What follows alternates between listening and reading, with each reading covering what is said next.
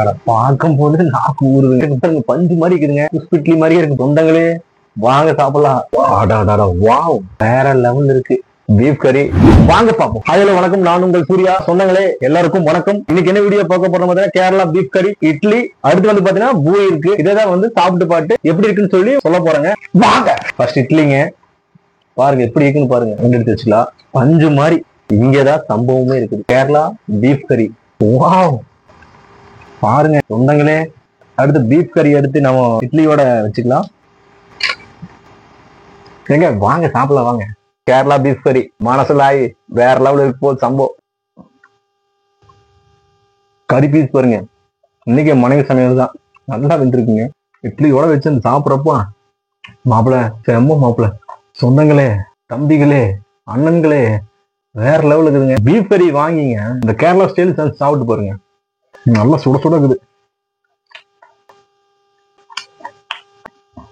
இந்த தேங்காய் எண்ணெயோட ஸ்மெல்லு வாசம் பயங்கரமா அடிக்குதுங்க. ஷோ அப்படியே இட்லியோட வச்சு அப்படியே தக்காளியோட வெங்காயத்தோட ஆனியனோட வச்சு சாப்பிட்றப்போ சூப்பருங்க. எங்க கிளறதாங்க சம்பவம் ஆச்சு. எதுவுமே கேட்காது போயிடுச்சு. நான் பாட்டு பேசிட்டே இருக்கிறேன். எடுத்து காமிச்சிட்டு பாருங்க. சூப்பரா இருந்துச்சுங்க. எப்படி சொல்றேன்னு தெரியல. அப்படியே ஒரு வாய் எடுத்து வைக்கிறேன் பாரு.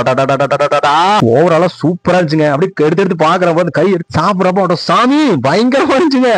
சாப்பிட்டு பார்த்துட்டு ஐயோ சாமி, அந்த ஒவ்வொரு கறியோட டேஸ்ட் நாக்கு ஊறுதுங்க.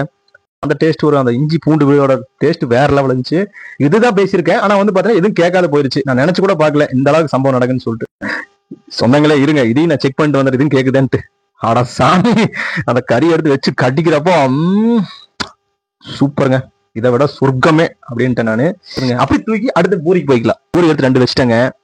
அது இன்னைக்கு என் மனைவி சமையல் தாங்க. சீப் எடுத்து அப்படியே மேல அப்படியே மலைச்சாரல் மாதிரி ஊத்தி வேற லெவல் இருந்துச்சுங்க. வரமிளகையோட ஊத்தி எடுத்து சாப்பிட்டா என்ன சொல்லிருப்பேன்னு நினைக்கிறீங்க?